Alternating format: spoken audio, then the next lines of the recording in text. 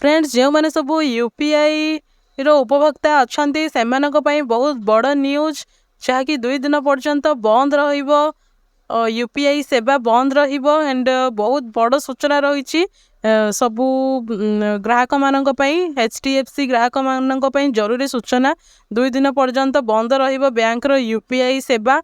तो जदि आपण मैंने भी यूपीआई यूज करुँच न्यूज आपण मानक एंड এই ভিডিওটি को निहाती भाव में शेष जाए देखूँ जहाँद्वारा आपण मैंने फुल डिटेल्स जानीपर कौन पर बंद रही एवं क्यों टाइम मध्यम क्यों टाइम मध्य यूपीआई सेवा बंद रहा भी जानी रखु जहाँद्वारा आपण मैंने आपण मानकर काम सब सारी पारे। तो चलतु देखी ना भिडियोटी रे।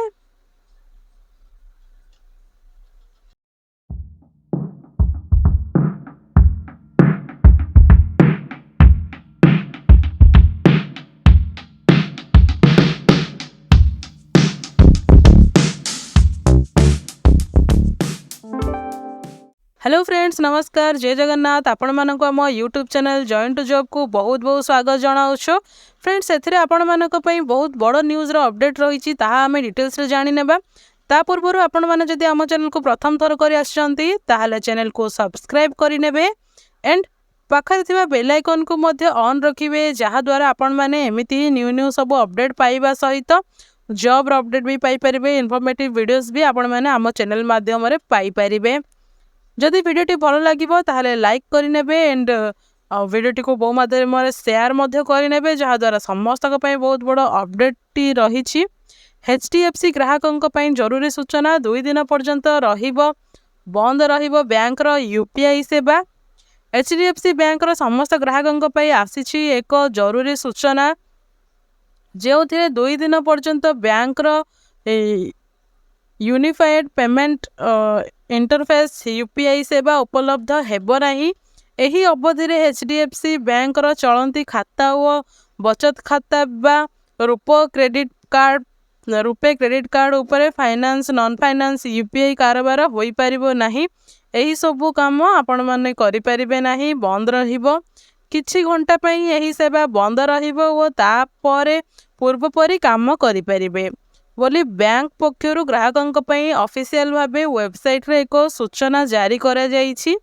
बैंक रो सूचना मुताबक नवेम्बर 5 और 23 प्रारंभिक समय रे मेंटेनेंस कारण यूपीआई सेवा बंद रहिबो। नवेम्बर 5 और 23 रे अस्थायी भावे एही सेवा बंद रहिबो।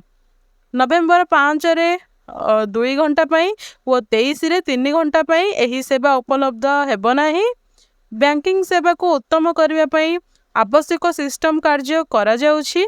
नवेम्बर 5 तारीख राति 12 रु 2टा पर्यंत और 23 तारीख राति 12 रु 3 तारीख पर्यंत सेवा मोट 5 घंटा पाई बंद रहिबो।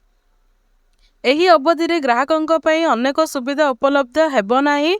एचडीएफसी यूपीआई हैंडल उपयोगी करुवा समस्त बैंक खाताधिकारी HDFC mobile banking app Google Pay WhatsApp Pay Paytm Shriram Finance MobiKwik व क्रेडिट पे रे आर्थिक व अण आर्थिक यूपीआई कारोबार हो पारिबो नाही।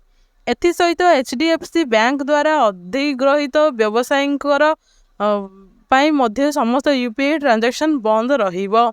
तो यह थिला फुल डिटेल्स टी जदि आपण माने भी यूजर अच्छी ताहले आपण माने निहाती भाव में आपण मानकर काम सही डेट पूर्वर सारी दिंतु। यह थिला अपडेट टी बहु माध्यम यही अपडेट टी को शेयर करनियंतु जहाँद्वारा समस्त पाखे यही न्यूज टी पहुँची पार। आम पुणी थे एमती न्यू अपडेट देखा से पर्यंत रोचु नमस्कार जय हिंद।